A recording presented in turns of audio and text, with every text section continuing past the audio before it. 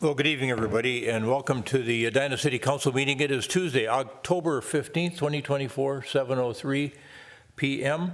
You just heard Director Benarat talk a little bit about how we're conducting these meetings. They are both live and in hybrid fashion online. People are watching in a variety of different ways.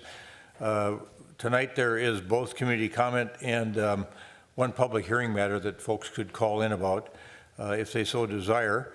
And we'll get those numbers up on the screen, I think, so they can see the call-in information, because that comes up fairly fast on the agenda for community comment. And again, just a reminder, whether you're here in the audience or you're watching in from home or some other place remotely, you can visit with the council about a matter of concern to you that's not on the agenda this evening or otherwise scheduled for a future public hearing. So having provided that information, I'm going to ask our clerk, Sharon Allison, to call the roll. Here. Councilmember Jackson. Here. Councilmember Pierce. Here. Councilmember Risser. Here. Mayor Hovland. Here. Next is the Pledge of Allegiance. Pledge allegiance to the flag of the United States of America and to the republic for which it stands, one nation, under God, indivisible, with liberty and justice for all.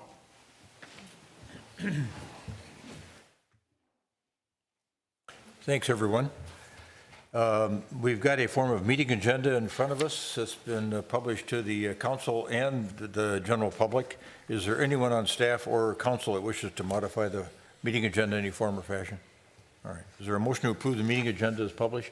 So moved. Second. Member Jackson moves, Member Pierce seconds the adoption of the meeting agenda as published. Any further discussion? All those in favor of adopting the meeting agenda as published, say aye.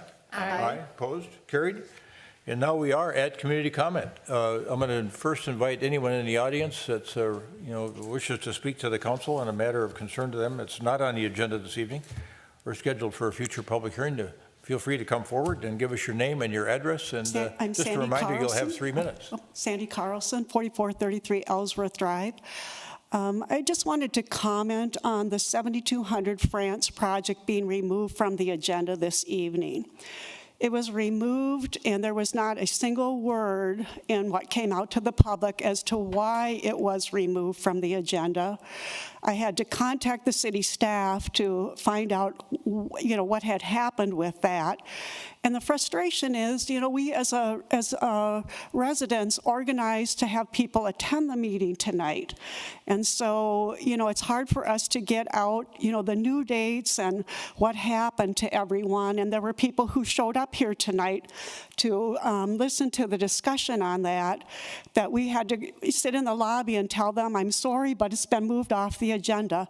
And so I would just ask for better communication from the city when things get changed on the agenda so that we can get that word out to residents in a timely manner.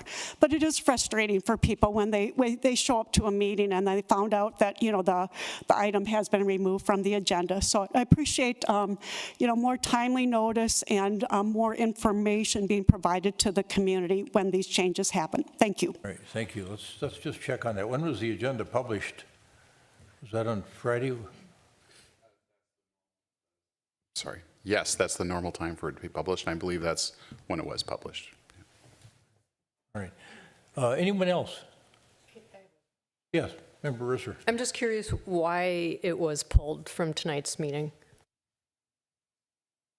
Dr. Teague, any insight on that? Yes, it was at the request of the applicant. It's MEA week, and he was traveling with his family, so I had requested the extension. It wasn't a public hearing. When he made the request, we did change the website better together for when the date occurred, but we just simply didn't put it on this evening's agenda. Thanks for that. Any follow-on, Member Risser? No, thank you. Okay. Anyone else wish to address the council on a matter of concern to them?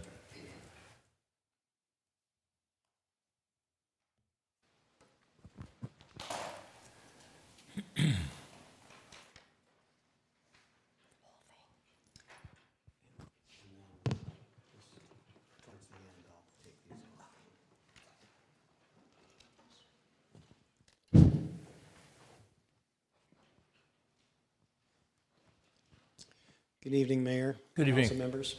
My name is Ralph Sickert. I live at 4311 Cornelia Circle. You hold the microphone a little bit closer, Mr. Zickert. Thank you. Residents of Edina, I've spent my professional life in a variety of financial roles, including 11 years at St. Jude Medical, maker of the world's best mechanical heart valve, a company whose quality motto was, "Quality is our top priority because our customers' lives depend on it." In the past 2 years, I've stood here and tried to shine a bright light on the lack of transparency in our city government, because without transparency, we cannot have quality decisions. Given the city's consistent lack of transparency with one big issue after another, one can only assume it is purposeful in nature, behavior orchestrated by the city manager and consistently supported by the mayor and select council members. Number one, I pointed out that water rates for almost all commercial accounts decreased by 10%, while most of the residential rates increased by over 30%, and commercial accounts still pay less than they did 2 years ago, a point which took the city manager 14 months to acknowledge. Number two, I pointed out that the undisclosed use of $2 million of one-time reserves to lower last year's levy to 9%, and now once again the city has not disclosed the 7-figure number used to lower this year's proposed levy to 13%. One has to ask what other less than transparent means will be used to deliver on the mayor's comment in the Sun Current that this year's levy will not be 13%. Meanwhile, Member Jackson has the audacity to have said that residents are responsible for the 13% levy because residents did not choose the Rosalind Park site for Fire Station 2. Number three, I pointed out the lack of transparency with the proposed Macy's site, a proposed TIF district which in the last 2 months ballooned from the initial $23 million to now $80 million, all to be funded by future property taxes. Of real concern is the recent addition of another $30 million earmarked for a tunnel under France. Why a tunnel under France, you ask? My best guess, if the mayor can't have a lid over Highway 100, let there be a tunnel under France. Residents, do you care about tens of millions of dollars? Because if you don't, past experience shows how easy it is for city staff, the mayor, and select council members to go their merry way. Finally, a shout out to Member Pierce. I'm sure that without his in-chambers support, the proposed relief for the Morningside Community Church would not have happened. Thank you.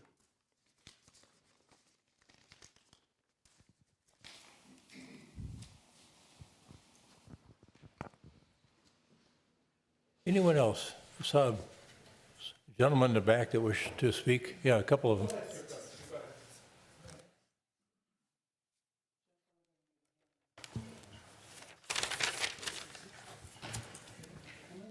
I just need to try to get this PowerPoint as large as I can make it. Do you want to use the document camera? Sure. Do you want to plug in? There you go, right there. Oops. The wrong one. Sorry.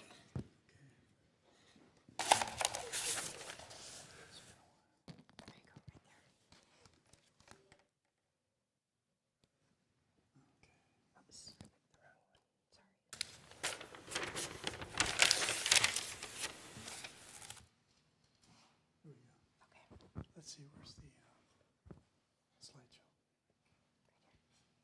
Or that way. Yeah, that one. All right, let's do this. All right. Okay. Here you go. My name's Mark Mitchell.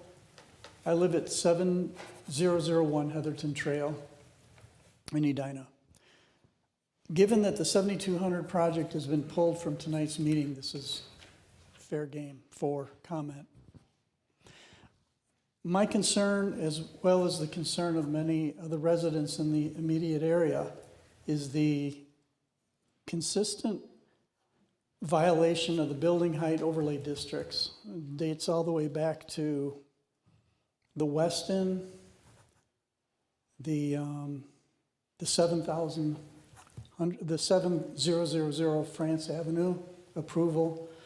And I'll show you the legend that's posted on the Edina website, which is dated December of 2013. I pointed this out last time when I was in front of the council. So I'm assuming that since this is posted on the website, this is the most recent. I'm not going to go through all of the violations of the Bauer, the Weston, the proposed Lifetime, the 70th in France, because they all blow through their HOD districts by quite a bit. So let's focus specifically on our proposed site, which is 7200. So I don't have my cursor working on this thing, but at any rate, we can all see Hazelton, we can see where Gallagher comes through, and we can see the unnamed street, which is 72nd in France. And it's zoned in the green, and the green is an HOD4 with 4 stories or 48 feet. Now, clearly, that blows right through the restrictions. And this is of concern, it really is. The height of these buildings is annoying in that they light up like Roman candles, specifically in the late fall, all through winter and spring before the deciduous trees leave out again. And we won't get into the myriad of the increased traffic density that's been going on with these extremely tall buildings for our residential purposes. And I don't think the transition zone from the height stepping down to the residential height is really taken seriously. So those are my comments. Thank you for hearing me out. I appreciate your time and attention on this matter. All right. Thank you, Mr. Mitchell.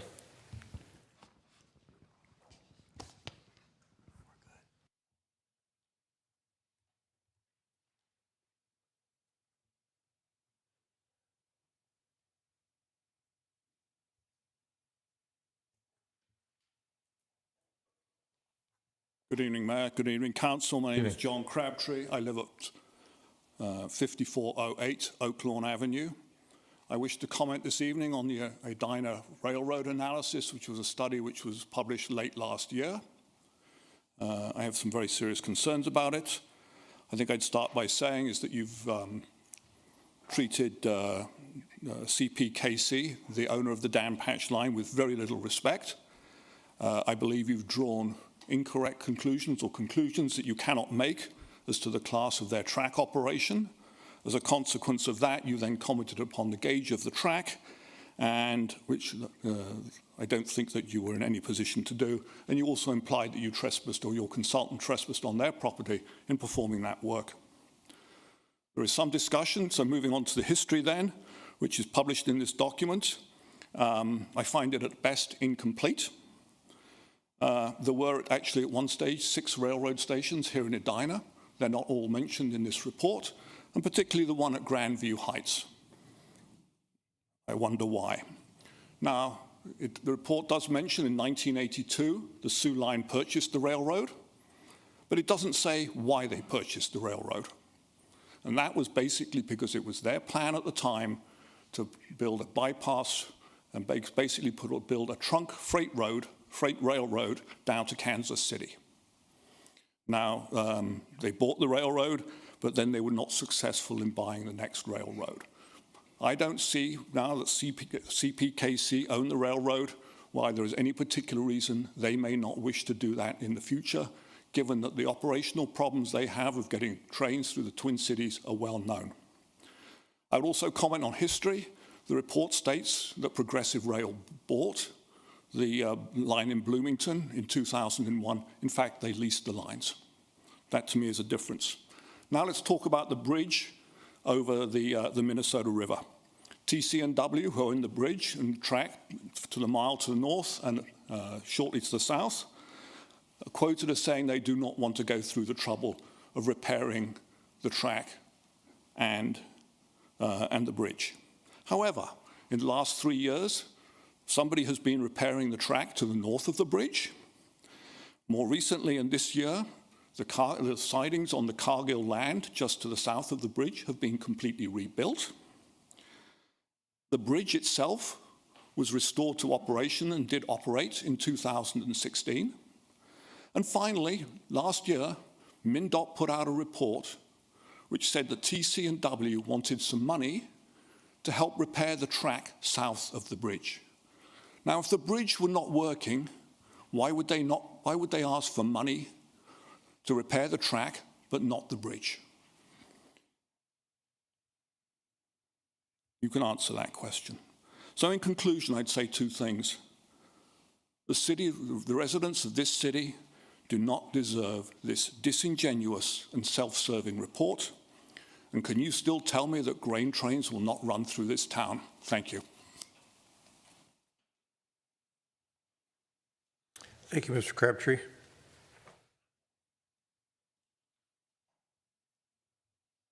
Anyone else wish to come forward?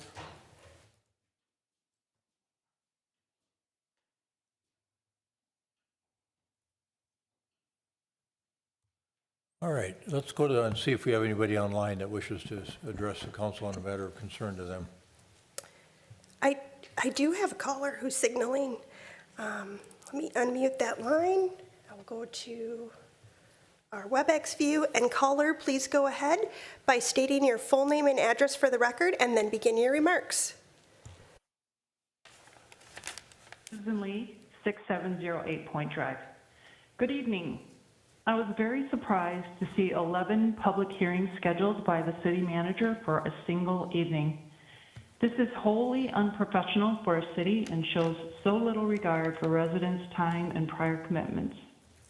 As you know, a very important public hearing that should have encouraged vigorous and full involvement of the residential community was placed at the very back of the city council agenda on October 1st. The judicious placement forced residents to sit through the entire city council meeting, reviewing along with you each and every agenda item and its ensuing discussion and decisions. The item was finally addressed at 11:15 p.m. in the evening. Any reasonable person would find it hard to believe that more care was not taken to consider the placement of items on the agenda. It is hard to believe that this was not done deliberately to silence residents. I ask that you direct the city manager to cease this type of behavior. In addition, both the site plan approval for the 7200 France project and the TIF funding approval for the Macy's site have now been postponed until after the election. One can't help but wonder if certain candidates up for re-election are trying to avoid being on the wrong side of the vote, which would hurt their re-election chances. If this is not true, I apologize for suggesting it, but it indicates that more thought must be given by all of you to preempting these types of conclusions on the part of residents. I believe you must vote no on the postponed 7200 France Avenue plan approval.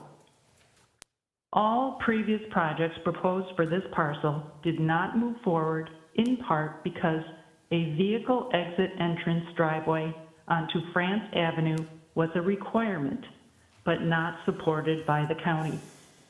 How this project was allowed to bypass this previous requirement is troubling. It was such a major discussion point in all previous schemes. Traffic through the adjacent neighborhood was a priority back then. Is it no longer? Residents are now told by staff that no site plan reapproval for this change is needed, which is inaccurate according to section 36-130 of the Edina City Code. Indeed, a full review by the Planning Commission and City Council should take place in order to reapprove the site plan. This has not happened. Please do the right thing and listen to your resident constituents. Thank you. Thank you, Ms. Lee. I have no other callers at this time. All right, anybody else in the audience? All right, let's, now as our practice is to respond to the community comments that were made at the prior meeting. They're usually done online immediately following the city council meeting that occurred at that particular period. So usually by Friday following that Tuesday meeting, there are responses online to the questions that were raised or the concerns that were raised at the council meeting. And then we also have our city manager provide that supplemental information at the following council meeting. So we're going to ask him to do that now with respect to comments made at the prior council meeting. Thank you, Your Manager Honor. Neal. Thank you, Your Honor, members of council. There are three comments, community comments from our previous meeting that I'll follow up on in today. The first one is long, but it has to do with the 7235 France Avenue project. Will the pledge of $23 million in tax increment financing close a gap? And also the question, again, about what is a typical rate of return that is in a mixed-use project like this. In our experience, we hear from our experts and from staff who are involved in this that somewhere between 6 and 7.5% is a typical market return, or that's what they seek anyway. And yes, the answer to whether $23 million in interest-bearing TIF notes would cover the financial gap, the answer from our folks is yes, it should. Second question was, will the city consider maintaining the sidewalk on Concord Avenue within the recent street reconstruction project?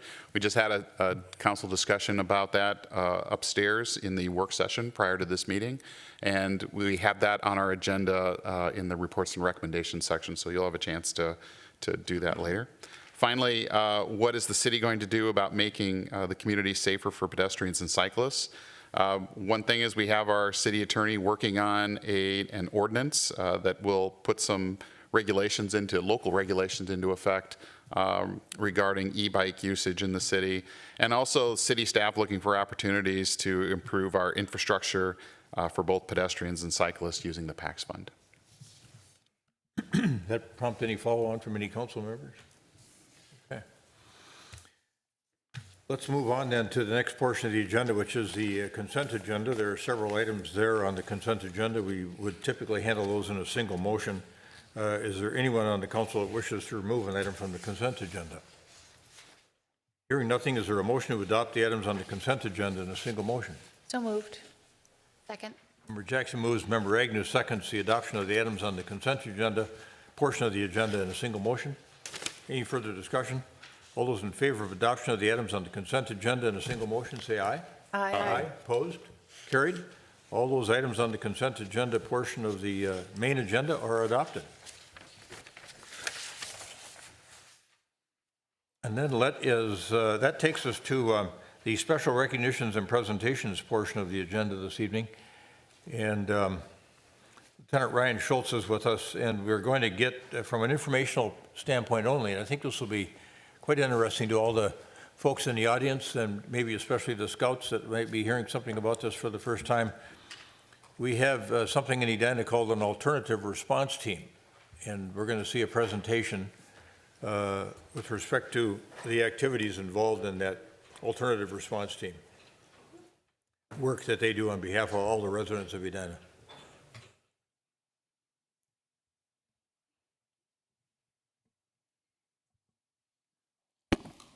Mayor, Council, thank you very much for having us here. Ryan Schultz, one of our lieutenants with the police department. As the mayor said, we're going to talk about our alternative response team. And really how this started is our Edina Police mental health team. And how it started off is back in 2020, we saw a need to partner with Hennepin County to have an embedded social worker. And that social worker would get our police reports after the officers were out there, and then they would provide some follow-up care and resources to the people in need. And that varied from mental health to chemical dependency, unhoused, elderly, and they really would get them in that transition into some long care programs. And it's worked out really well. In 2022, she became full-time and works in our office. And as we were working with her and looking at it, we determined a need for some on-demand services. She was doing really good on the follow-up, and she has some clients that have stayed with her for over a year. She also carries a caseload of 30 to sometimes up to 100 people in a year she helps out. But we really were looking for another way to, in demand, be able to send one. So that's where the alternative response team came about. We started talking about the need and how we were going to make it work. Our dispatch center, we also dispatch for Richfield Police Department, so we brought Richfield into the discussions and had some ideas from Brooklyn Park was running the only alternative response team. But we really wanted to make it work for our residents in our city. So we had several collaboration meetings and worked on a plan to make it fit Edina and Richfield and down here, and started a pilot on June 24th of 2024. What we did that was a little different in our pilot program compared to Brooklyn Parks is not only do they respond to select 911 calls, they also provide follow-up the next morning if our night shift is out on a call. So how our alternative response team works is it is a Hennepin County social worker and then an Edina paramedic firefighter that is paired in a team, those two. They work out of our police department, they carry a police radio around, they listen to the calls. If it is a call that they believe they can assist on, whether that's mental health, it could be just a welfare check, it could be someone that's unhoused, they will get on the radio and add themselves to the call, and they'll respond out there. The goal of them going out there is they have a huge Rolodex of resources, so they can really help what this person, maybe they need a shelter. Our officers have access to bring them there, but we don't know which ones are full, which ones aren't. This team has the ability to look and have contacts with all the shelters to bring them to one that's open or one that's good for whatever their needs are. It also helps relieve our police and fire units that are on a call. There's times we can go to a call and need to spend a significant amount of time working with the family to come up with a solution, or putting them in with the fire department and transferring them to an ER, which isn't necessarily the best place for them to go. Our team will show up and they will spend the time to talk to them and come up with alternative solutions than sending them to an ER. There are better places for them to go, and then they'll work on the long term. So we've had a really good success with them so far. To date, they've been to over 210 calls since June when they went live on the pilot program. It's been, our officers, the buy-in from them has been great, because a lot of times we're out there trying to solve the problem and we only know the short-term solution of we have to bring them to an ER. This allows them to go to a better care facility and get some long-term follow-up. So our team will refer people back to our embedded social worker too, to help. Our embedded social workers help people get jobs, has given them a ride to the DMV to get their driver's license, help them get transitional housing or permanent housing. So it's been a really good program. Part of that whole team, we added a mental health detective, and in Edina here, Detective Piper is part of this, and she's a good part of the team that she helps facilitate the mental health court process. Mental health, some of these end up into trespassing, and just giving them tickets and sending them there isn't always the best option. She helps work through that court process to help the family or to help the person in need there. And then she'll go with our team, she'll go with them or our embedded social worker on follow-ups to provide that police resource on someone. An example could be an elderly person that maybe is a victim of some financial crime. We need our team for some resources, and then Morgan will come as the detective to help with the criminal investigation, help walk through that. She also handles all our vulnerable adult cases. And her most important job, she's Lou's trainer, our therapy dog for our police department. She is training Lou, and then when Lou is through his training, she'll be able to bring Lou out not only for RPD, but out to the community on various calls. Lastly, what's the future? As I said, this is a pilot program. So we're constantly evaluating and figuring out how to make it better. We applied for a grant through the state to try to increase our hours so we can maybe add an additional team based on call volume in the afternoon hours and look at that. Continue to develop our partnerships. We have a really good relationship with Bloomington Public Health, and our embedded has started bringing them along on some calls. So continue to see how we can bring more resources in to help that. And then Lou going on calls. So any questions? Questions or comments from council members? Okay. Go. Councilmember Jackson, go ahead. Well, thank you, Lieutenant Schultz. I got to get your rank correct. I'm so excited about this program. I think it's just wonderful, and I'm glad that it's up and running and going well. So a couple of questions. One is, actually they're related. This is something new, and are we documenting how we set it up and how it's working and sort of setting up milestones for what we consider to be success? A, so that we can evaluate it, and then B, so other places can replicate it. We are, yes. So as part of the pilot, we are documenting everything we go along, what works, what doesn't work.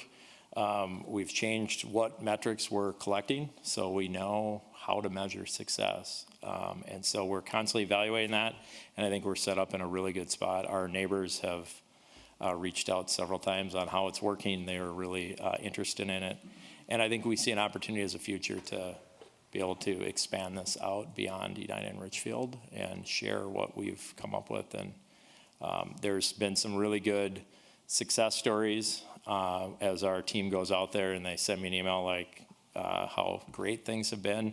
One recently, they went out, met with a family, and they had a juvenile that was having some suicidal ideation. The ER wasn't a good spot for them. Our officers were, hey, we want the art team to come here.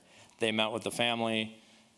Then a couple days later, they hear a call for an unrelated issue at that house. The art team responds with our officers and ends up going there to relieve the officers, the fire department, spends a couple hours, and then gets the juvenile to a care facility that's better than bringing them just to the ER. So there's numerous really good examples of the great ability we have that us as police officers don't always have that Rolodex of tools to be able to do that. So is one of the things that you're measuring how much time, police time is then freed up from having to respond to these types of calls? So yeah, we are tracking how many they're relieving. So a lot of these calls, there's unknown when they go to them. So they're not eliminating the police, but they're relieving us so we don't have to be on scene as long to find someone that can maybe come up with a care plan for them. They come in and take that. So we are tracking on every call they go to how many police were relieved, how many fire were relieved. That allows the officers to get back to any other call that might come in. Okay. And then this is kind of just an operational question. As you're telling the story, we've got the authority that we need to transport people to places other than the ER under this system? Because wasn't that one of the problems before, that if a paramedic arrived, the only place that the ambulance could take the person was to the emergency room? Now Correct. We've eliminated that barrier. Correct. Yeah, one of our goals is to eliminate what we call transportation hold, is they aren't able to care for themselves. They have to go somewhere. The only place we can bring them and put them on a hold, it's a hospital. This allows them to come up with other care plans and bring them to those other facilities that our paramedics are not legally allowed to transport them to. Okay. Well, thank you, and thanks to your team. Anything else? Member Agnew. Thank you so much for the overview. I love this program, and it's great to see that. And I'm excited to see some of those metrics over time as we continue throughout the pilot. Logistical question. What are the hours that are served by these social workers right now from just like a coverage standpoint? Right now, they're on 9 to 5, Monday through Friday. We continue, and that was based on the pilot, based on our call volume of where the most calls were. We continue to evaluate when the best time to get 8 hours, 40 hours a week is. And that's why one of the reasons we changed from the Brooklyn Park model is that immediate follow-up. So if our night shift goes to a call at 2 a.m. and there's a person in need there, the officers will write a report, and they might even have to transfer them to an ER. But this team will come in the morning and they review that report, and they'll go out to the ER and meet with that person to try to prevent the follow-up call. So if they live in town, we don't have to go back. They have some long-term goals. So we're trying to capture that, but we know there's still a need probably for extended hours. Yeah. Well, thank you. Yeah. And I think especially as we go through and collect the data, also like you did earlier, pairing it with a couple of those anecdotal stories as well, I think helps convey the impact. So thank you. Thank you. Oh, sorry. Member Risser? Oh. Thank you. Good to Yeah, and just to kind of reinforce the notion with Lulu, I happened to run into Officer Piper and Lulu outside here one day in front of City Hall, and really it's a sweetheart of a dog. It's she's so, I think she'll be wonderful from a therapy standpoint, both within our crew and then also with the general public, so. Yes, absolutely. Yeah, all right, okay. Too bad we couldn't have Lulu here tonight. He's going to come, I promise. All right. So a little update on Lou is he's progressing really well in training. It's about till they get to a year till they get certified as a therapy dog. And he comes to work every day and runs around our office. So we get to experience and watch Lou grow. But we're super excited to bring him out and introduce him and show him off because he is going to be a really good addition to our team. Good, thank you, Lieutenant Schultz. Thanks for that update. The next thing on this part of the agenda, special recognitions and presentations, is a proclamation for something called Extra Mile Day, which is November 1st, 2024, and the proclamation reads as follows. Whereas Edina, Minnesota is a community which acknowledges that a very special vibrancy exists within the entire community when its individual citizens collectively go the extra mile in personal effort, volunteerism, and service. And whereas Edina, Minnesota is a community which encourages its citizens to maximize their personal contribution to the community by giving of themselves wholeheartedly and with total effort, commitment, and conviction to their individual ambitions, family, friends, and community. And whereas Edina, Minnesota is a community which chooses to shine a light on and celebrate individuals and organizations within its community who go the extra mile in order to make a difference and lift up fellow members of their community. And whereas Edina, Minnesota acknowledges the mission of Extra Mile America to create 550 extra mile cities in America and is proud to support Extra Mile Day on November 1st, 2024. Now, therefore, the City Council of the City of Edina does hereby proclaim November 1st, 2024 to be Extra Mile Day and urges each individual in the community to take time on this day to not only go the extra mile in his or her own personal life, but to also acknowledge all those who are inspirational in their efforts and commitment to make their organizations, families, community, country, or world a better place. Is there a motion to adopt the proclamation as read? So moved. Second. Member Jackson moves, Member Agnew seconds the adoption of the Extra Mile Proclamation, the Extra Mile Day being designated as November 1, 2024. Any further discussion? All those in favor of adoption of the proclamation as read say aye. Aye. Opposed? Carried. And we'll provide this to our clerk, who will log it into the record here of the meeting. Next, we are going to move into the following portion of the agenda, and that is the public hearing portion. And we have one public hearing matter in front of us this evening. It's a request for a conditional use permit with variances for a potential new home at 4208 Philbrook Lane here in Edina. And our Assistant City Planner, Chris Hocker, has a presentation. And this is from a staff standpoint. We'll also hear from the architect and possibly the owners as well.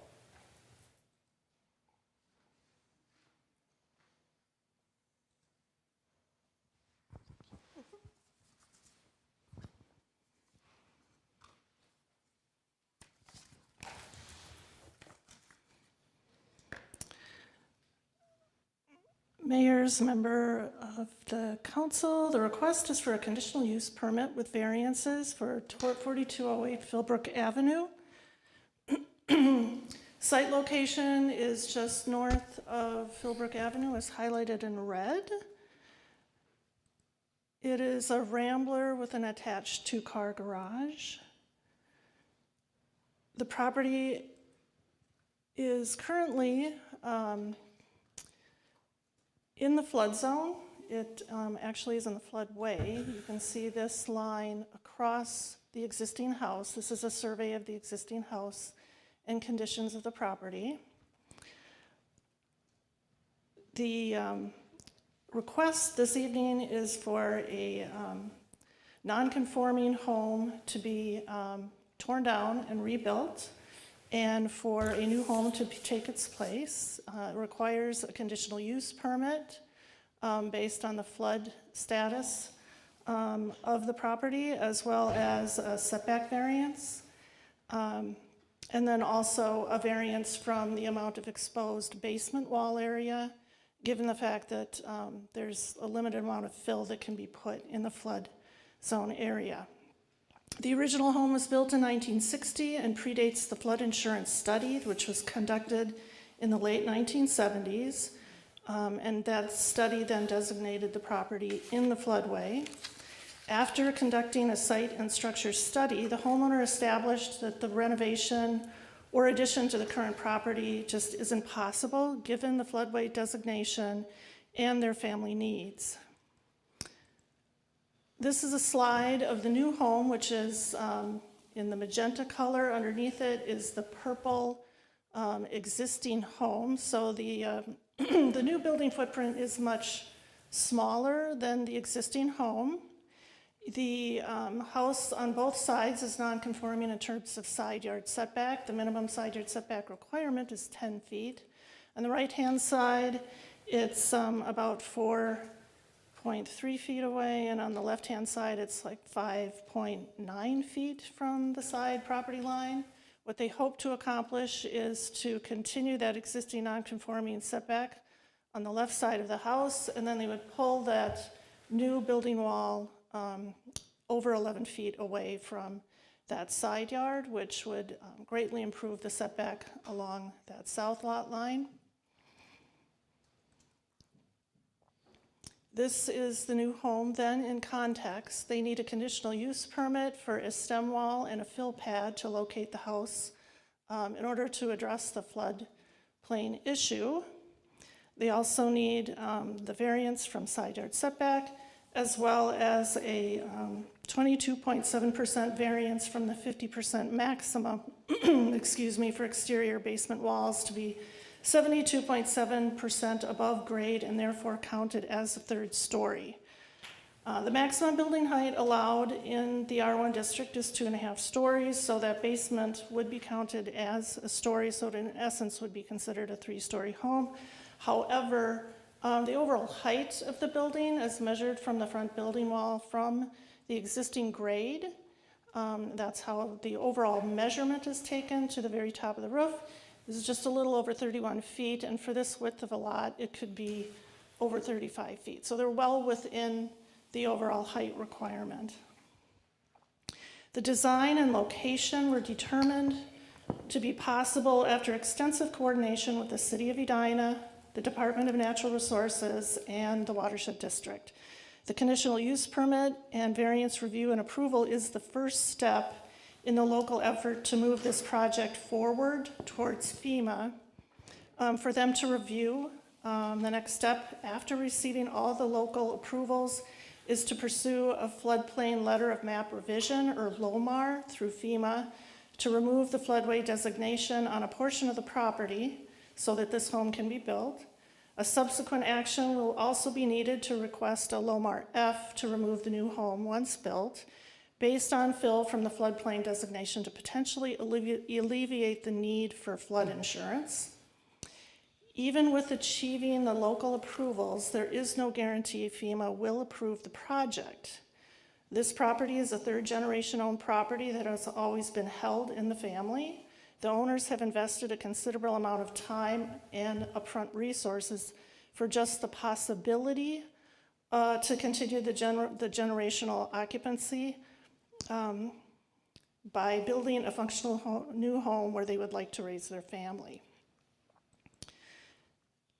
So the next slides are the floor plans and elevation of the proposal. This would be the lowest level floor plan, main floor plan, the upper level floor plan, which you should notice that they have put all of that second floor mostly over on the right-hand side of the house. And so the area that is the closest to the side yard, which would be the garage, actually does not have a two-story element above it. It has a lower roof line, and that is intentional to try to reduce some of the impact of the house on the next door neighbor.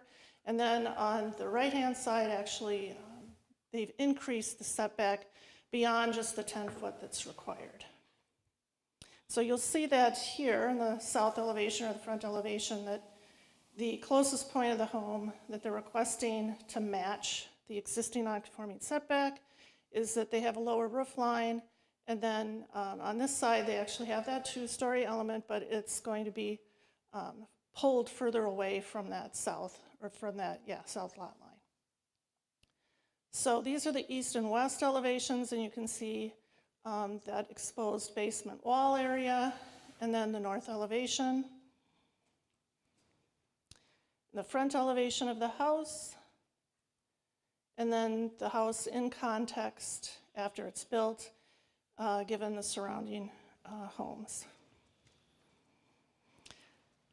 So per section 36-305, the city council shall not grant a conditional use permit unless it finds the establishment, maintenance, and operation of the use, one, does not have an undue adverse impact on governmental facilities, utilities, services, or existing or proposed improvements.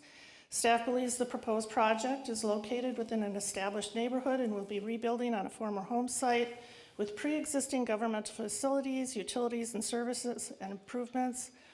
The existing home will be replaced with a new home that will not have adverse or additional impact on the existing infrastructure. Number two, the project will generate traffic within the capacity of the street serving the property. Staff believes the proposed project will not generate additional traffic. Number three, does it not have an undue adverse impact on the public health, safety, and welfare? Staff believes it does not have any adverse impact on public health, safety, or welfare. Number four, will not impede the normal or orderly development and improvement of other property in the vicinity. Staff believes the proposed new home would enhance the property and will fit well within the site. The proposed use is allowed within the R1 zoning district. The proposed project does not impede the normal or orderly development or improvement of surrounding property or property within the vicinity. Number five, conforms to the applicable restrictions and special conditions of the district in which it is located as imposed by the section. The proposed project has been designed to satisfy all city code provisions with the exception of the variances based on supported and existing site conditions. Upon receiving city approval, the project will also need to satisfy those FEMA approvals. Number six, it is consistent with the comprehensive plan. No amendment is needed to the comprehensive plan as the new single dwelling unit is the designated land use and is permitted in the R1 zoning district. Staff believes the variance criteria is also met in this instance as well.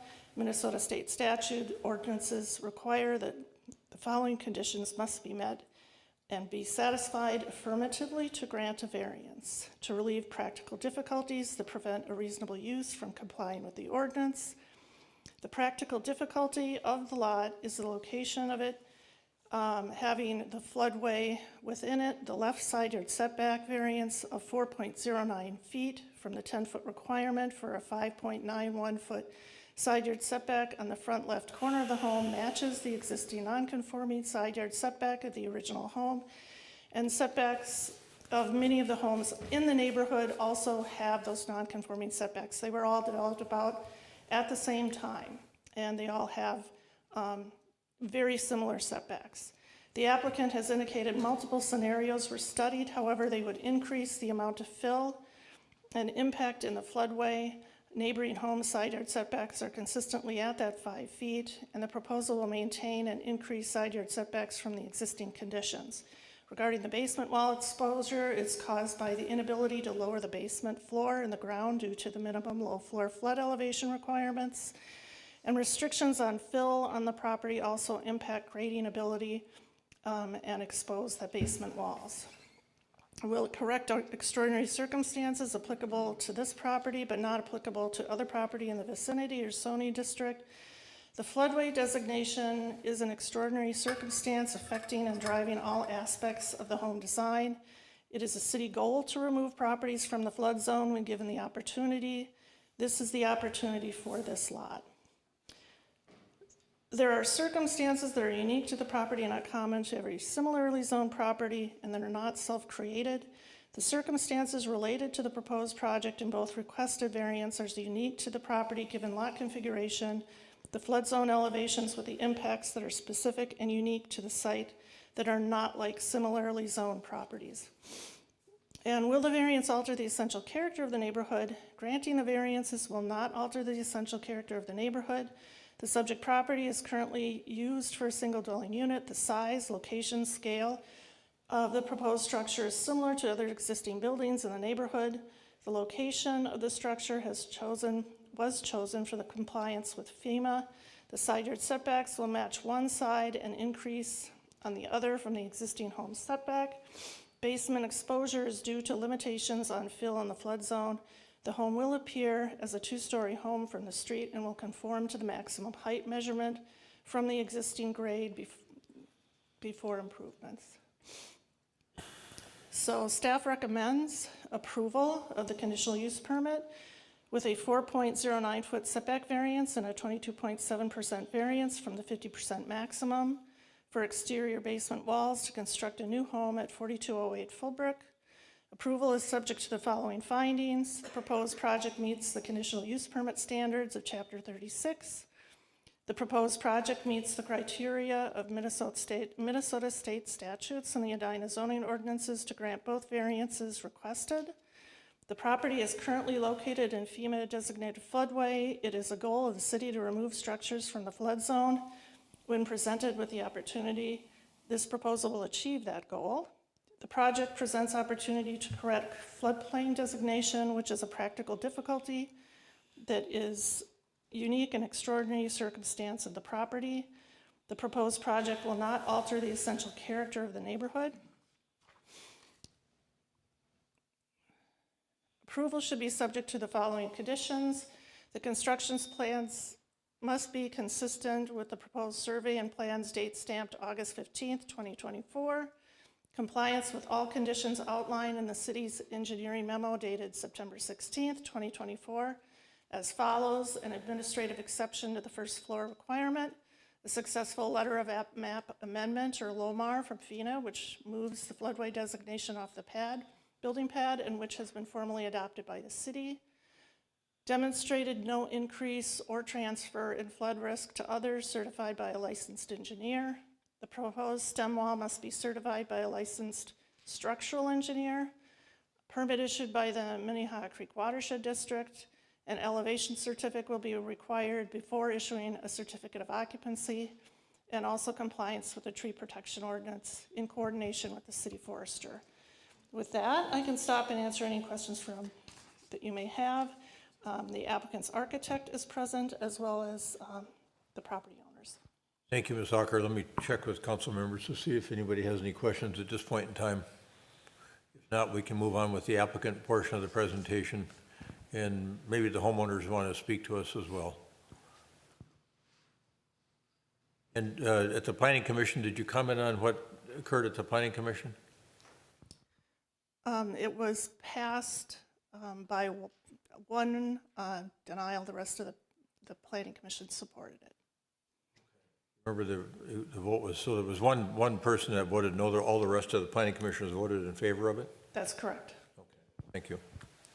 And the engineering report, I take it from that condition you imposed that the engineer our city engineer has reviewed this and found the report to be, or the conditions to be satisfactory, or the application to be satisfactory. Yeah, we put it together, and Jessica Wilson's here to answer any of those specific flood questions you may have.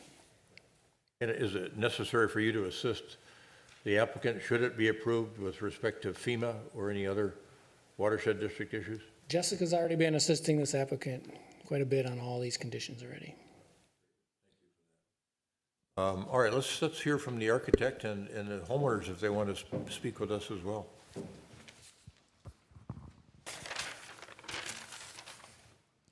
Do you want a wireless? Give us your name and your business address too, please. Absolutely. Heather Monum. It's 2905 Saddlebrook Circle in Minnetonka. Good evening, Mayor and City Council members. I want to thank you for your time this evening, and especially thank you to staff for their guidance and all their time and effort on this very complicated project. Chris did a really thorough job of explaining the project. I've got some, additional exhibits here as well this evening, but mostly I wanted to introduce myself. Thank you for your time and make myself available for any questions you may have.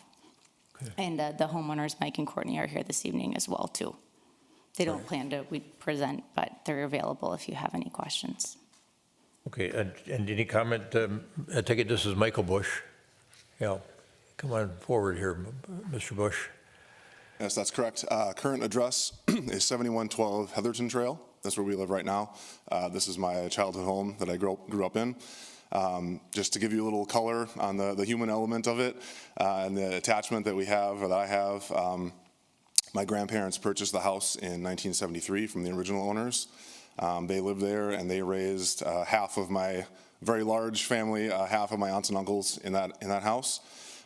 They then sold the house to my parents in 1988 or 89. I was about 2 or 3 years old. We moved from the west side of West Shore Drive over to that home when I was about 2 or 3 years old. My mother passed away in 1998. My father passed away in 2021. So ever since then, my wife and I have been working on the plans to continue our family tradition in this home. So we really appreciate your time and consideration in this matter. You can imagine that it means a lot to me and a lot to my family to continue on that legacy. And, we've really tried to do a lot with the neighborhood to take careful consideration of how to go about this project, make the home look like it belongs in the neighborhood still, not make it look very excessive and gaudy and things like that. So we really wanted to feel like it fits, feel like it has always been a part of that street. We've talked to people in all directions, neighbors in all directions. We sent a letter to everyone up the street, on our street, and along 58th Street, where all the backyards of those houses, back up to our street, just to kind of let them know what our intentions are, open it up for any possible questions or concerns they might have that we would be willing to, address with them. So, we've really done everything we possibly can to be respectful of the neighbors and everybody in the area so that hopefully this can be an appealing project to everyone. So again, thank you for your time. I appreciate it. And if there's any questions for me. Yeah, sure, Mr. Bush. Are any of your neighbors here this evening? I don't believe so. Okay. One of our neighbors did attend. And the neighbor that's closest to the west would be near the variance setback that's been requested. You've had conversation with them? Yes, we had a direct one-on-one conversation with them, and they understood the complications, and they understood, how challenging it must be for us to juggle all these factors, and they were supportive. Best I can tell, you're not as tall as your dad. You remember him? I wasn't sure if you remember seeing him at Jerry's all the time, but yeah, he sure made a point to find you and shake your hand anytime he could. And so. I think he was. I think we were over at your family house one time, and yeah, quite a guy. And he was an assistant football coach. Yes, yeah, we have done that together actually. He, when I went off to college, I was a graduate of Edina, graduated in 2005, and when I went off to college, he continued working with the team, and then when I finished college, he kind of brought me back in, and I'm still doing it 16 years later. So. Oh, good. Yeah, that was a fun thing that we shared together. Driving to all the away games and being able to chat in the car and things like that. And when he passed away a couple years ago, that was very tough for us. But I've continued doing everything. Yeah, he was a special guy. Yeah. Thanks for being here this evening. Former police officer as well. We'll stop talking about your family and maybe talk about the project a little bit. See if anybody has any questions. Member Agnew has a question or two for you or the architect. Sure. Thank you. Is there a pool on the property today, or is it a pond? It's well, there's both. There's a pool, and then there's a small kind of man-made little pond with a water feature. Okay, can you speak to me about the plans for both of those, if that's going to be impacted at all in this project? Yes, so the pool hasn't been operable for, I don't know, 8 or so years. Also with the age of my sister and I not being around as much, my dad chose not to run it. It's very expensive to run if it's not going to be used. So right now it's not operable. We had originally worked on demolishing and redoing the exterior of the pool before we then ran into the unknown obstacles of this project. So we halted that for the time being.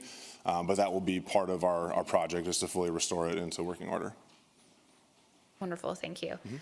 There were a couple comments on Better Together about the state of that, and so just want to make sure that moving forward it won't be mosquito breeding ground. Yeah, to that I would just say, you know, I've also worked to put an appropriate amount of time and energy into keeping the house up, considering that I've got children at my house and at my primary home, and having to juggle all the time and energy there. So, you know, from the street, as you drive by or walk by, it looks like a home that's, you know, inhabited and everything, and it looks normal. So the backyard, yeah, there's some weeds here and there, but I would not say it's anything excessive. And of course, when it's my primary residence, you know, I'll take great care and pride in making sure that it, you know, looks appropriate.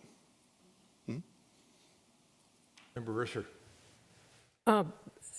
Just, well, a comment. This looks like there's been so much care and thought in trying to address the realities of this lot and also do it in a way that is acceptable. And I know there was somebody who testified at the Planning Commission. I don't know if they were a direct neighbor right next door or not, but was very supportive of the project. My question actually is more maybe for staff to respond to, but my understanding of code is that there are limitations in 36-30 about how much deviation could happen. And maybe there's just, if you could explain, if this passes and we get the resolution passed, how much different, what kind of differences could be done between what we're looking at now and what could be built?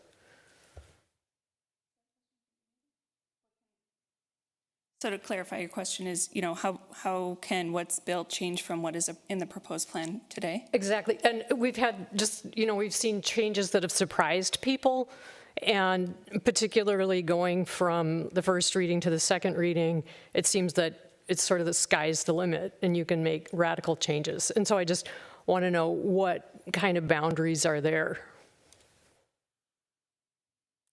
I can speak to the floodplain pieces of that. So I think one comment that we've already given the architect is that she's probably off by a couple inches in that lowest floor elevation. So we would look to make those couple inches of adjustment there.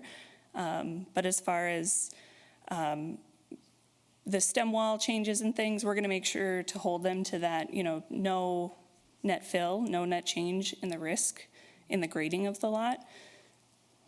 Code states that staff can approve a minor change without coming to council, without having to have any kind of review.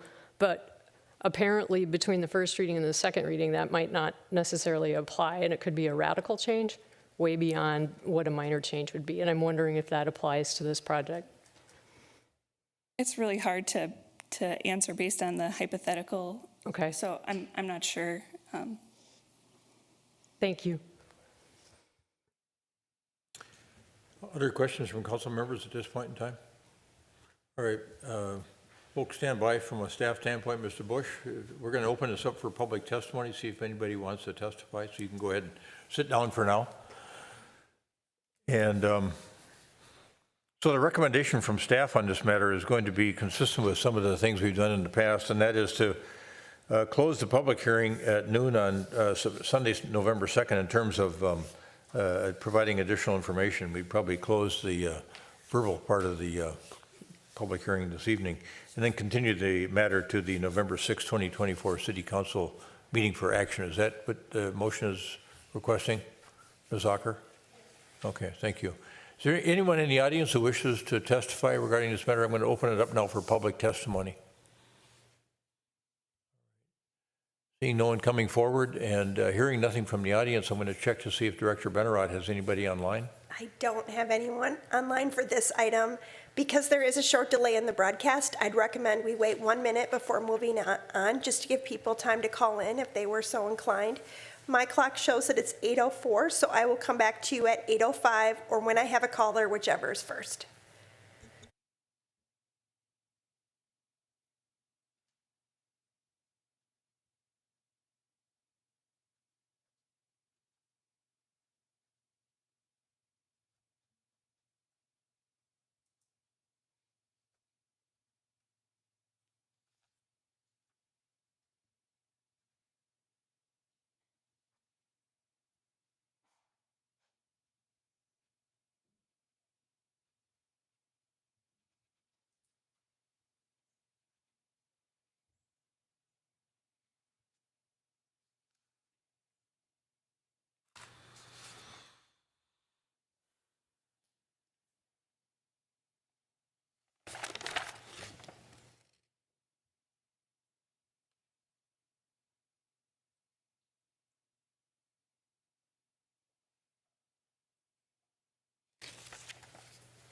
The minutes seem even longer after 8 p.m., but that minute has ended, so I think it's safe for you to move forward. Council members, as I understand, the motion from our staff is that we close the public hearing for verbal testimony this evening, and we leave the matter open for any written submissions until noon on Sunday, November 2nd, and then continue the action to the November 6th, 2024 City Council meeting. Is there a motion to that effect? So moved. Oh, second. Member Pierce moves. Member Jackson seconds. The motion is stated. Any further discussion? All those in favor of adoption of the motion stated, say aye. Aye. Opposed? Carried. The matter will remain open for any written submissions until Sunday at noon, November 2nd. The verbal testimony and the public hearing here is closed, and we'll continue the matter to the November 6th, 2024 City Council meeting. Thanks for being with us this evening. Staff, Mr. Bush, thanks for being here. Your architect, appreciate you being here. The other thing I forgot to mention when you're up here is that your dad's house, your grandparents' house, was right next to our former longtime mayor, Jim Van Valkenburg, and who passed away in his own home at 90 plus years of age. All right, well, thanks for being with us this evening. All right, we're going to be moving on now to the reports and recommendations portion of the agenda. And the first matter there is a resolution 2024-85, which would accept donations on behalf of the city of Edina. Is there a motion to adopt resolution 2024-85? So moved. Second. Member Jackson moves. Member Pierce seconds the adoption of resolution 2024-85, which accepts donations on behalf of the city of Edina. This is a statutory prerequisite to accepting gifts given to the city. And we'll talk about who those gifts came from in just a moment. Is there any further discussion with regard to the potential adoption of resolution 2024-85? All those in favor of adoption of resolution 2024-85 say aye. Aye. Opposed? Carried. Resolution 2024-85 is adopted. And in this reporting period, we have some art that was, this reminds me of Member Jackson's effort around getting the history of Centennial Lakes brought to life in the last few months. Peter Jarvis, who was one of the developers out there, donated some artwork. It was a framed aerial photo of Centennial Lakes and the development of it to the city. And then for the police department, we got a in-kind donation from Kowalski's, a $1,500 donation for dinner for 10. It was a multicultural advisory meeting of 80 to 85 people. And then Braemar Golf Course has received some really nice donations from members of the public in Edina who have donated to the Braemar Memorial Fund. Pacey Irk, Jeff Moore, Joe Brennan, Sarah Polovitz, Dick Brozick, the Braemar Women's Club, Second Swing Golf Business, Margaret Johnson, Art Hayes, Dave Wright, Richard Heidi, Michael Stanzik, Carl Schneider, Jay Allen, Michael Phillips, and then the Braemar Golf Association itself, and Richard and Judy Kreisig. So for all those people, we say thank you. Their names will be posted up on the website. And we will now move on to the next matter on the agenda, which is what I think the remaining people in the audience are here to listen to. And we think we got this solved up in the work session. So We're going to now turn to our Director of Engineering, Chad Miller, to talk a little bit about that discussion, and then he's going to give us a recommendation on the form of agenda, or the form of motion we should make on this portion of the agenda.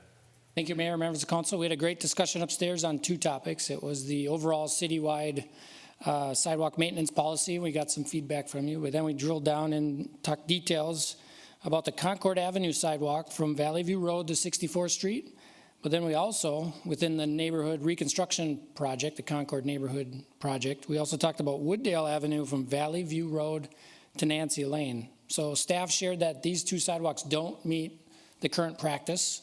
But then our Public Works Director said, operationally, we're going to be driving down those streets anyway, and we would take maintenance on for those two segments. So we look for a motion from the City Council to direct staff to maintain Concord Avenue from Valley View Road to 64th Street and Wooddale Avenue from Valley View Road to Nancy Lane in the Concord neighborhood area. And the connecting link on 64th Street, we're already maintaining. We were already going to maintain that. Okay. Correct. All right. So some of the neighbors have said that's kind of a closed loop then with Valley View, and that's you're going to be maintaining all of it. Yep, and that's where Mr. Olson mentioned that operationally his guys will be making that loop and they can do that. All right, very good. Is there a motion to that effect? So moved. Member Pierce moves. Second. Member Risser seconds the adoption of the motion as stated by Director Milner, which will provide for the maintenance of Wooddale, basically all the way from Valley View to 64th. Correct. And then 64th itself is already in our maintenance schedule, and then Concord Avenue from 64th all the way to Valley View. Correct. All right, very good. Any further discussion? All those in favor of adoption of the motion is, yes, discussion. One thing that I wanted to bring up that we talked about upstairs was the new pedestrian bridge. So this is really a change in the, when we have the new pedestrian bridge coming in, we're going to be needing to snowplow that. So I just want to think of our future neighborhoods. This is kind of, the machinery is going to be there anyways. They're going to have to do the bridge as well as 64th Street. So this is not a precedent setting. This is very site-specific decision that we're making. Correct. When the new bridge is built, we also will have to maintain that from a winter snow removal aspect. Right, exactly. Good. Any other comments? All right, all those in favor of adoption of the motion as stated, say aye. Aye. Opposed? Carried. Motion's approved. And those two segments of roadway are being added to our city maintenance schedule. And Director Milner, you might comment about our maintenance schedule and how we try to match up with the ordinance for private homeowners that have, a certain period of time in which to clear the sidewalks. Yeah, thanks, Mayor. So the ordinance reads today 48 hours. So we also try to meet that 2-day or 48-hour clearing of our sidewalks that we maintain in town. Okay, that concludes that matter. And then Resolution 2024-75, Director Teague has this matter, and it's a request for a preliminary plat with variances for 5120 and 5124 Hankerson Avenue. Yes, thank you, Mayor, members of the council. So the applicant, Donna Holmes, on behalf of the property owner, is proposing to divide these two single-family lots into 3 lots. It would reestablish the original plat of this area from 1913. This area was platted with 50-foot wide lots. The existing homes would be removed and replaced with 3 new homes. They would gain access off the alley as the existing homes do. On September 12th, the Planning Commission held a public hearing, and they are recommending approval of this project. Their vote was 8-1. So staff and the Planning Commission are recommending that the council adopt Resolution 2024-75 that approves the subdivision and also the lot area width and depth variances that are subject to the findings and conditions in the resolution. The applicant, Steve Benke, is online this evening if you have any questions. And with that, I'll turn it over to the Thanks, Director Teague. Any questions for Director Teague? Mr. Benke, are you with us virtually here? Let's get you up on the screen here and see if there's any comment you wanted to make.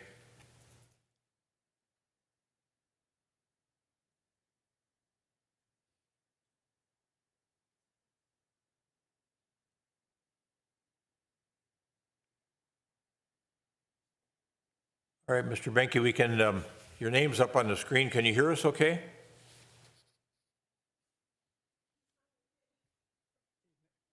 We had the same issue last time, I think, with his audio.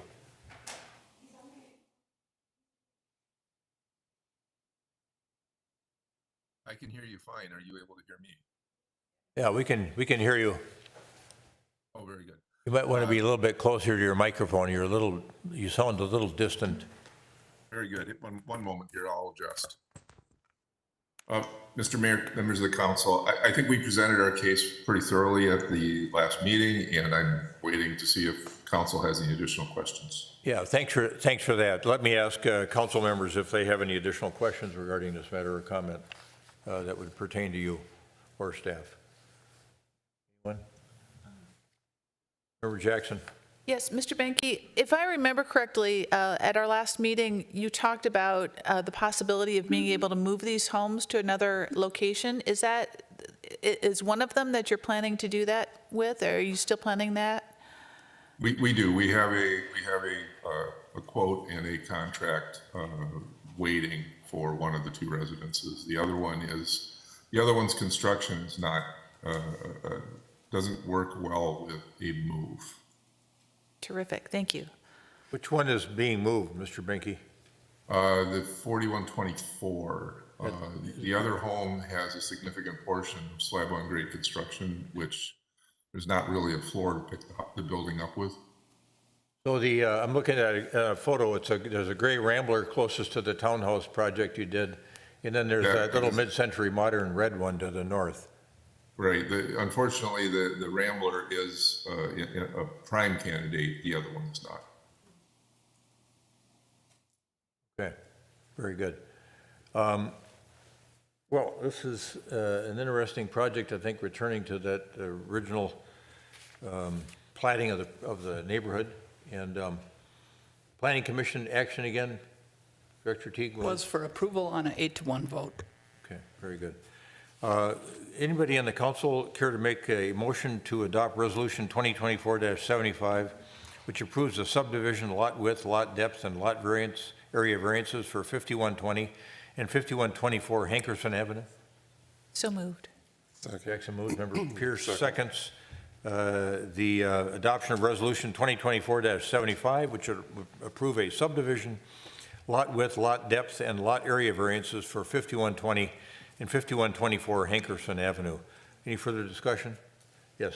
So Jackson. yes, thank you, Mr. Mayor. In the Planning Commission, there's quite a bit of talk about the density of this area, and a couple of people were very disappointed that we didn't go with a more dense plan that the applicant brought forward in the first place.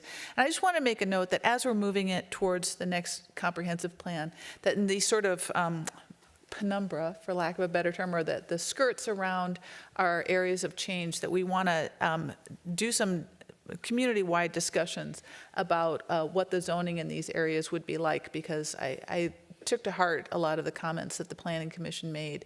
I think this is a good plan based on the plan that we had, the comprehensive plan we have now, and the neighborhood expectations. But I do think going forward, I'd like to have a broader discussion about that type of zoning. Mercer. And I just want to emphasize how important I think it was to maintain the backyards, and that this plan will do that. And I think without having a backyard space, that really alters the character of the neighborhood. And so moving forward, hopefully with comprehensive plan dialogue, we keep those pervious surfaces and places where people can gather in existence. So thank you. Thanks. I think this will be a real nice addition to the city of Edina. And when we looked at townhouses here before and thought about moving townhouses further into the single-family neighborhood, this notion of returning to the original plat and having 3 homes there, single-family homes, on those 3 lots that would be created as they were originally, I like that idea a great deal. So I think you've got a unanimous opinion up here, at least I'm guessing that. Any further discussion? All those in favor of adoption of Resolution 2024-75, say aye. Aye. Opposed? Carried. We have an approved project. Thank you, Mr. Donnet, for being here. And thank you, Mr. Benke, for being here as well. I guess he's off the screen already. All right. All right, we're going to next take up a matter with Manager Neuendorf, which is a proposed continuation of the conversation we've been having around potential establishment of a TIF district at 72nd and France. Yes, good evening. This item is Resolution 2024-78, and this is one of the few times I'm here in front of you without a very long presentation.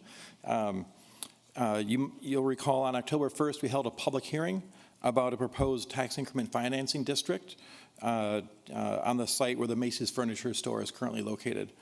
When we closed that public hearing, we recommended that we schedule action this evening. In hindsight, I was overly optimistic. We are not ready. So I'm asking that you table action tonight, actually until late November. We're still heavily in the negotiations with the developer to prepare the development agreements for this project. We had hoped to get them done in early November. We're making progress, trust me, but this is one of the most complex contracts we've prepared. And so I do apologize for the confusion, but my recommendation is to table any action on any financing matter about this proposal until late November. We think we can still meet the seller's obligations. I mean, there is a purchase contract that has a deadline, but before I put anything together in front of you, I want it to be complete and thorough and make sure that we're covering all the bases. So we feel that tabling this to November 19th will allow us to deliver something that has our standard of quality that you've come to expect. As I recall, you were talking about 3 parcels that were involved here, and so are you going to have, you're proposing having 3 separate contracts, or is it one contract that covers all of them? Or, Yeah, or is that even an issue still up in the air? Yep, no, that's exactly how it's morphed. So typically, for a project like this, we have one contract and it's done. In this proposal, there's 3 separate lots. They have 3 separate equity and investor groups. They all have their own sweet spots that are very sensitive to each other. So we're actually doing 3 different negotiations. So in November, you'll have 3 separate contracts. They'll all follow the same format, but some of the details will be different. Some of the returns will be different. Some of the expectations will be different. All of the public benefits that you've talked about as you've gone through the zoning for this site will still be delivered. None of that is in question. But where we're really finding some of the more challenging discussions are in regard to the financing between the different investor groups that have different timeframes, different expectations, different horizons. So our workload basically tripled. We normally take 2 to 3 months to prepare these. We had hoped that we could just do one document, and as we started getting into it, we realized that was not possible. So it will take the full 2 or 3 months to get this thing finished. Member Risser has a question, and I've got, others may as well. One of the public benefits is a pedestrian crossing, and I've been trying to find information about the viability of putting a tunnel underneath France. And I did come across the 2005 Greater Southdale Area Land Use Transportation Study, which is about this thick. It's huge. And I would like to see that posted online with the documents.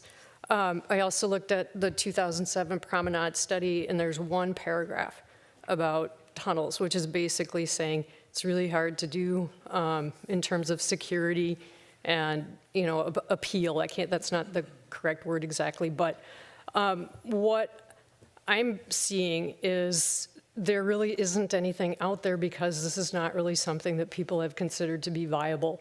And that makes me incredibly concerned about just the speed that this tunnel project has taken on. And I'm nervous to see a specific design embedded in the TIF agreement. I have a lot of, there's a lot there that is troubling. And so I want to just publicly state that. So that is a concern. The other thing, and I want to apologize to my colleagues for missing the HRA meeting. I understand there was a presentation about a different kind of plan, and I was looking for that online, and I couldn't see that, like a handout, I guess. I didn't watch the whole thing. But if that could be posted online so the public can see it and I can readily grab it, that would be fantastic. Thank you. We'll be sure to get that information to you. My apologies. There was a handout that the developer presented. I'm still learning how to upload it to our new software, but we'll make sure that you get a handout right away. Okay, and just so it goes public so everyone can see it.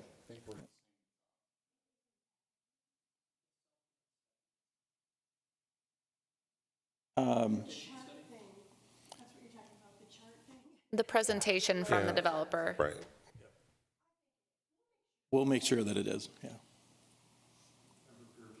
yeah. Thanks, Mr. Mayor. So actually like the idea, I guess it's not an idea, you're telling us we have to to push this to later in November. So I kind of have an ask. So in the conversation we had with the developer, with Mr. Brahma, about other alternatives that would not require a TIF or might require less TIF, that's the document you were talking about, Member Risser? Exactly, and I haven't seen it. Yeah, it would be, I think it would be good if we could hear from him before the 19th. And so I don't know if he'd be available to do that sooner, but the idea being, what we teed up, are there other alternatives? And ideally, I'd like to see that before the 19th. And I'm just using the 19th. Our docket says the 6th is when you were planning on coming back. So and there's kind of a statement there and an ask if we could. Does that make sense? I'm looking at Manager Neal. I think so. We were going to ask to push this back, so we can talk to him about that. Yeah, we can definitely ask the developer about that. Do you have a preference if that occurs at the HRA meeting? That's usually where we have those kind of discussions, or would you prefer it on the city council agenda? Those nights tend to get late. And those 2 nights are going to be long, so. The HRA is on the 14th. Yeah, we had the other discussion at the HRA. Well, I guess I'm comfortable if you guys take the ask and then just kind of figure out when we can do it and talk to the developer. I certainly don't want to skip that part of the process. I guess not part of the process, but that ask, giving him an opportunity to respond to it with a little bit more specificity. And it'd be ideal to do it before the 19th. We can definitely get that calendared, yeah.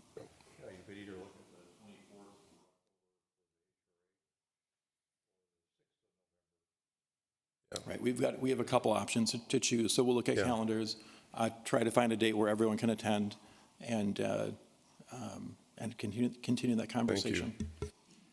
But your request is that we continue the action on Resolution 2024-78 until November 19th. Correct. 2024. Okay. All right. Is there a motion to that effect? So moved. Regular seconds. All right. All right, we've got a motion to continue the action on Resolution 2024-78, potentially establishing a 72nd France number 3 tax increment financing district until the November 19th, 2024 City Council meeting. Any further discussion on the motion as stated? All those in favor of adoption of the motion, say aye. Aye. Aye. Opposed? Carried. The matter is continued until November 19th, and we'll see what we can do about getting the developer in here to show us the alternative plan that Member Pierce described earlier than November 19th. And now we're down to the last item of the evening, and it's something that's come back to us.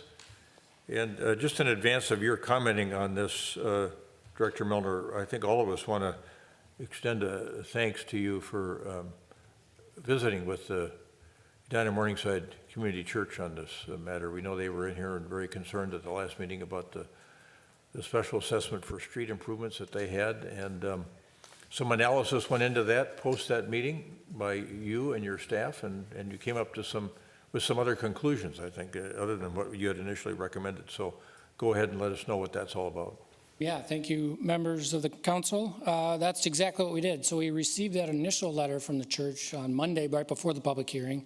We applied our policy, as we've always done, to churches and other residential properties. And the comments we heard from council is we should take a closer look, and also from that letter, we decided to take a closer look. And what's unique, this church has a very unique parcel in that the market benefit test is done by the square footage or square area of the parcel, but our policy is by the square footage of the building. In this case, they're almost identical, which is not common for a church. Usually they got big parking lots. So when we started to look at that scenario for this specific one, it didn't meet the full extent of the assessment we applied last meeting didn't meet the full market benefit test. So it did require a reduction, that it should be reduced about $7,000 from $25,350.41 to $18,295.20. So City Attorney Kendall put together an assessment agreement. The church signed that today, notarized it, dropped it off with Clerk Allison, and it's in your packet this evening if it's approved to get signatures tonight. And it'll give us time to work with the assessing department to make sure that this number is filed on the PID for assessment starting next year. So we look for a motion to approve this resolution in front of you this evening to make that correction. One other thing we also did is I reached out to many of our leaders in our city on different opportunities for funding. So I got about 3 to 4 different possible grant opportunities for the church to pursue, not associated with assessments, but programming or buildings or some other stuff that they could investigate on their own and maybe just help their overall budget, which was one of their concerns. So we also did that in the week and a half, 2 weeks since the last meeting. Yeah, very thoughtful on your part and others that did that as well. Is there a motion to adopt the Resolution 2024-87, levying the assessment and special assessments agreement with the Edina Morningside Community Church? So moved. Second. Member Agnew moves, Member Pierce seconds the adoption of Resolution 2024-87. Discussion. Any? Yeah. Yes. Thanks, Mr. Mayor. I just wanted to recognize staff for doing the work and having truly a resident-focused approach to solving that specific issue. I think people often say like being on council is a thankless job. That's not true. People can say thank you all they want to. But for sure, I think sometimes that the staff gets that kind of feedback as well. You hear when things are not going well more than you do when things are the opposite and going well. So I just wanted to personally thank you and staff for doing that work and just acknowledge publicly that I appreciate it, and I'm sure the church does as well. Member Jackson. So I also want to say thank you. This is excellent work, and it's a solution that I didn't know existed, so I'm really pleased to hear this. But it's also, I wanted to talk a little bit about the public hearing process, and we wouldn't have known about this if they hadn't come forward and spoken. And, you know, it's some of these times, these public hearings feel a little pro forma. This was really important information, and so it was a good public input and great public service. Thank you. I had a quick question for Attorney Kendall. I just wanted to make sure that because we passed a prior resolution assessing them at $25,000 approximately, and now we have a new resolution lowering that assessment, I don't see a cancellation of that prior resolution, but does this, by its nature and by the agreement, serve to cancel the prior assessment that we approved? Mayor, in my opinion, it does. So I treated this as basically an appeal. They filed written notice at the previous hearing that they would be appealing. And then after they did that, staff had the opportunity to work with them. And so this was kind of an agreed upon resolution, but it started off with the indication that they would appeal if we couldn't reach some kind of understanding. So I view this as a resolution to their appeal. And no need to cancel the prior action of the council? No, I think this supersedes appeal. the previous, Yeah. as long as the council passes this resolution, and that's the one that Director Milner passes along to the county for certification, then this would supersede the previous resolution. Yeah, and now you've got the special assessment agreement accompanying it, so that we should be in good shape. Correct. Okay. I mean, I guess if you wanted to rescind the previous resolution, you could do that, but in my opinion, it probably wouldn't be necessary because it'll be clear on the record that this supersedes the previous resolution. Good enough for me. I don't know about others, but that's fine. So we got a motion to adopt Resolution 2024-87, which changes the levy assessment against with Edina Morningside Community Church, and then also has as its companion a special assessment agreement between the city and Edina Morningside Community Church. Any further discussion on the motion? All those in favor of adoption of Resolution 2024-87, say aye. Aye. Aye. Opposed? Carried. Resolution 2024-87 is adopted. And that concludes our main part of our agenda. Turn now to our city manager to see if he has any comments. No comments tonight, sir. All right. I'm going to roll now right down the line with Member Risser. Just October is Breast Cancer Awareness Month, and so it's really important if you haven't had your annual checkup to go do that, or however frequently your provider tells you to do that. And on a personal note, I was diagnosed last October with breast cancer, and I will be wrapping up treatment this October, so really happy about that. Thank you, Member Risser. And it was nice to approve your travel to go down to the National League of Cities. I'm really pleased you're going down there. And when you get down there, if you get a chance to say, greet the mayor, please greet her for me. I will definitely do that. And I want to thank the citizens of Edina for sending me. This is the one trip I'm taking out of state.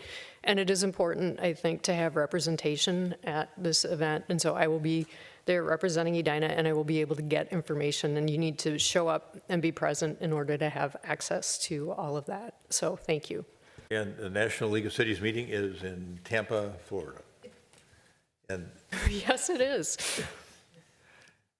All right, very good. Now to Member Jackson. Yes, thank you, Mr. Mayor. So, we've talked a lot about the levy increase, and I just want the public to know that we're continuing to have conversations about ways to address that. We haven't forgotten, and we're scurrying underground like a duck with our feet going, trying to figure out how we can address that. Member Pierce. Thanks, Mr. Mayor. I mentioned at a previous city council meeting that in Eden Prairie that they are launching a fully autonomous, and so this is part of the Southwest transit line. So really the last mile in what they call the Golden Triangle, they're going to have a fleet of 6 to 8 autonomous vehicles. And they're kicking this off now November 6th.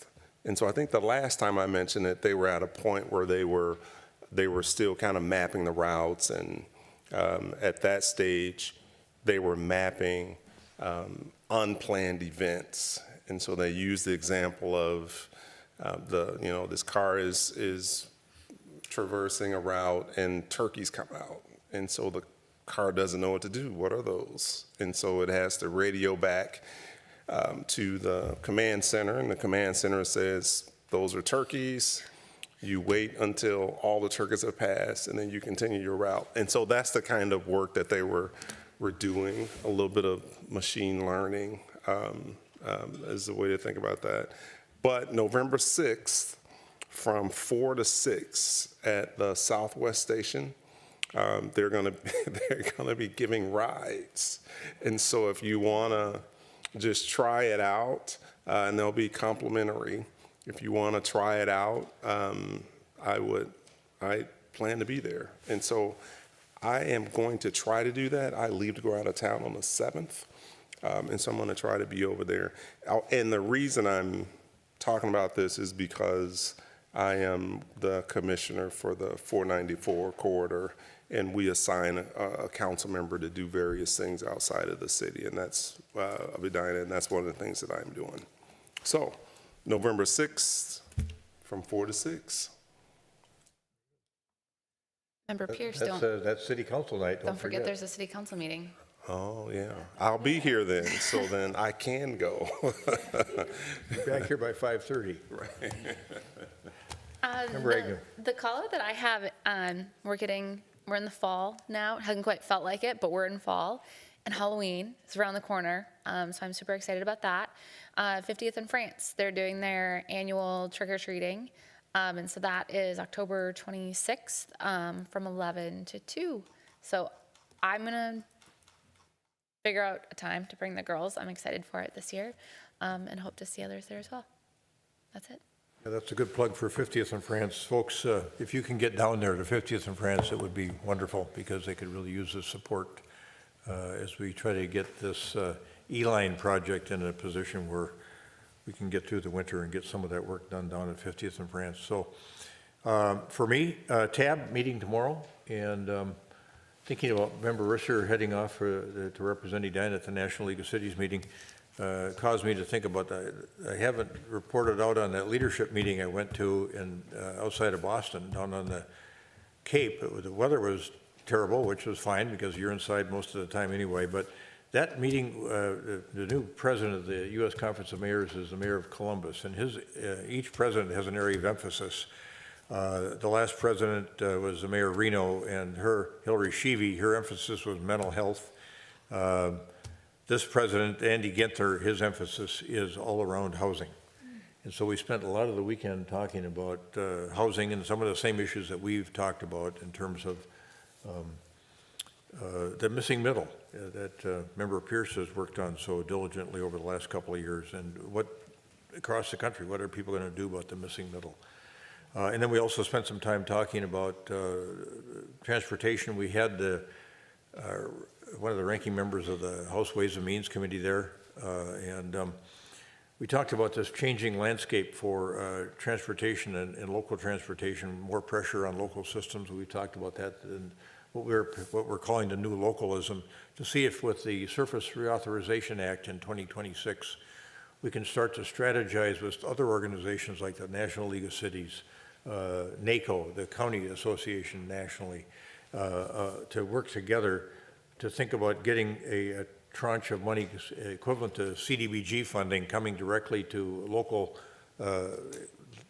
government to help defray the costs of maintaining their roads in the presence of more and more retail traffic on the roads with Amazon trucks and others running around delivering goods to houses, and also more remote work. So that remote work is triggering a new line of thinking about how funding ought to be allocated from a federal standpoint, and not just send it all to the state DOT and let them disperse it from there. So stay tuned on that. We had one good meeting online with the National League of Cities, NACO, and some other organizations around the country. And I think that our staffs, the various staffs, will get to work now to start thinking about a strategy around the surface transportation renewal in 2026. So that's it for me. That caused anybody else to think of anything they wanted to bring up? Okay. Is there a motion to adjourn? So moved. Second. Member Pierce seconds. Member Pierce moves. Member Agnew seconds the motion to adjourn the meeting of the City Council this Tuesday, October 15, 2024. Any further discussion? All those in favor of adjournment say aye. Aye. Opposed? Carried. We stand adjourned.